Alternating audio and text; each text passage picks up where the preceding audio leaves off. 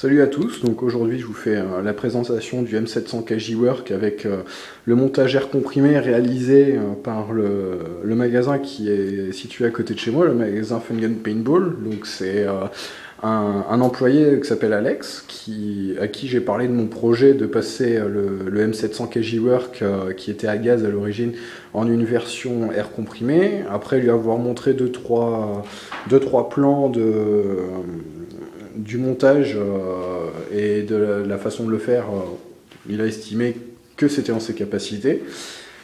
Donc je vais vous faire aujourd'hui une petite présentation. Donc, vous avez le M700 donc, qui a subi quelques modifications internes, donc, hormis le canon de Action Army 601, j'ai mis dans la culasse, j'ai changé le ressort d'origine qui était plus que médiocre.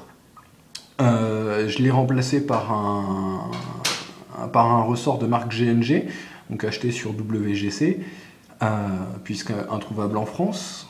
Donc, je ne ferai pas de démontage de la culasse ce soir. Donc, voilà, je vais désarmer le M700. Donc, petite présentation du système. Donc là, nous avons un chargeur long de chez Tanaka, avec, comme vous pouvez le voir sur la vidéo, un coude qui sort du chargeur, avec un flexible donc, qui est relié à un régulateur basse pression. Donc, le régulateur qui se situe dans la petite pochette. Donc, là, ici, nous avons notre régulateur avec un petit robinet qui nous permet de couper l'air quand on a envie de... Enfin, c'est pas quand on a envie, mais surtout quand on a besoin de recharger les billes, puisque l'inconvénient de ce système rapport à un système Begady ou même Palmer, c'est que c'est un perçage qui est effectué directement dans le chargeur. Donc on a démonté la coque du chargeur pour percer la partie qui sert de stockage de gaz. Une fois relié, c'est vrai que ça c'est pas une partie qui se déclipse facilement, c'est vraiment bien fixé pour éviter les fuites, c'est téflonné et tout ça. Donc, ce robinet permet de couper l'air en cas de besoin.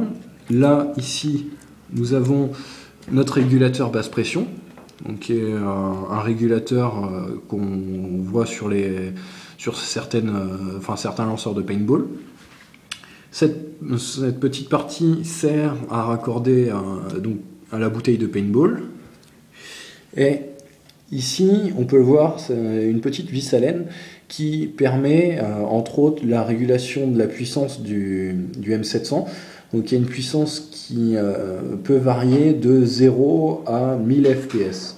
Dernière partie, j'ai eu à ma grande surprise l'occasion de passer à 930 fps à la 0,20. Qui fait un peu bizarre, je ne pensais pas que c'était capable de faire... Enfin, je ne pensais pas que le M700 pouvait avoir une telle puissance. Donc voilà, donc ça c'était pour la partie installation sur le snipe en lui-même. Et là nous avons la bouteille avec le raccord Mamba, donc le Mamba de paintball. Donc c'est une petite bouteille de paintball, tout ce qu'il y a de plus classique, avec ici donc un mano. Donc le mano, si je le mets dans le mauvais sens, ça ne va pas le faire.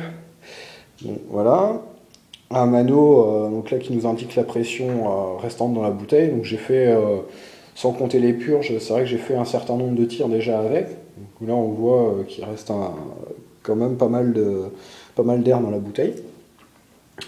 Donc, maintenant, ce qu'il faut, c'est raccorder la petite partie avec la bague rose, là, la raccorder ici sur le régulateur qui permet donc, de modifier et pouvoir réguler la pression, puisque celle de la bouteille est beaucoup trop forte pour une réplique d'Airsoft. Donc, voilà, je vais essayer de faire ça proprement. Voilà. Donc là, j'ai raccordé ici à mon régulateur. Mon chargeur est enclenché, vide bien sûr, pas de billes. Donc maintenant, pour finir, il faut ici, bon, je l'ai déjà fait, mais normalement il faut visser cette petite partie pour percuter la bouteille et permettre ainsi l'envoi d'air dans le Mamba. Et actionner cette petite partie là, comme ceci. Là, on a entendu le petit bruit comme quoi l'air circule. Et après, il n'y a plus qu'à tirer. Donc, je vais ramener la culasse.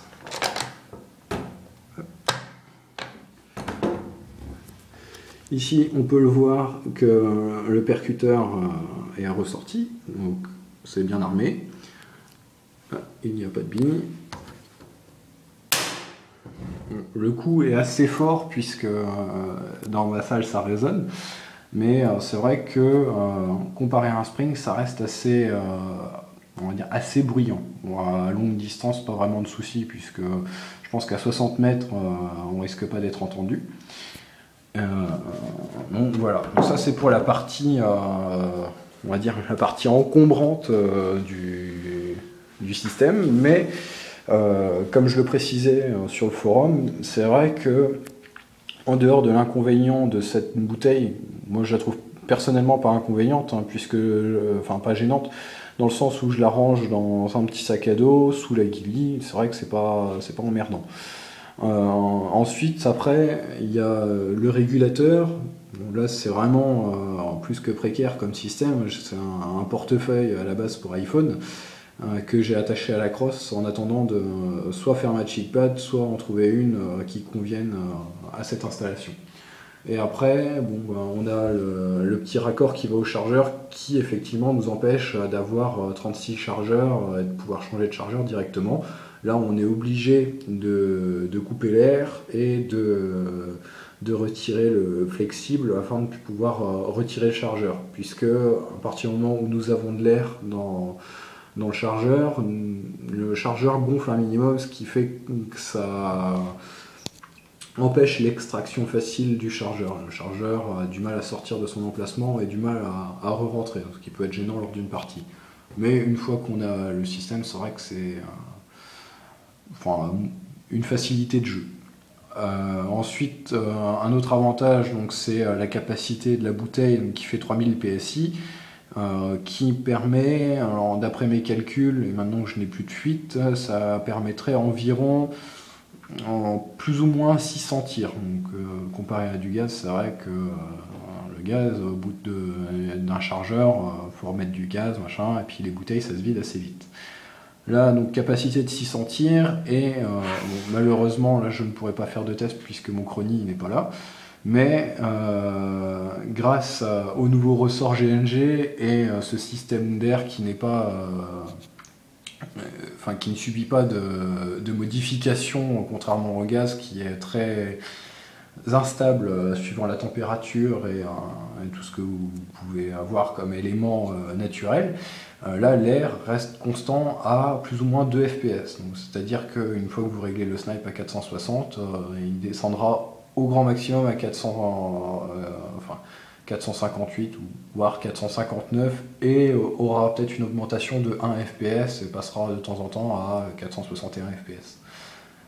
Donc voilà pour la présentation. Pour le prix du montage, c'est vrai que j'ai une vague idée, puisque pas encore fini de payer, mais c'est aux alentours des 200 €. Donc dans les 200 €, nous avons bien sûr le prix de la bouteille qui est à plus ou moins 70 €, le Mamba qui fait une cinquantaine d'euros, le régulateur pareil qui doit être entre 40 et 50 €. Après bon, il y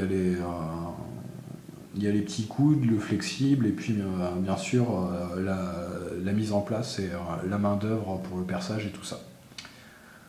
Donc voilà, c'est tout ce que je peux dire. C'est vraiment un montage qui n'est pas compliqué. Après, il suffit juste de savoir le faire et j'ai envie de dire oser percer un chargeur à 90 $.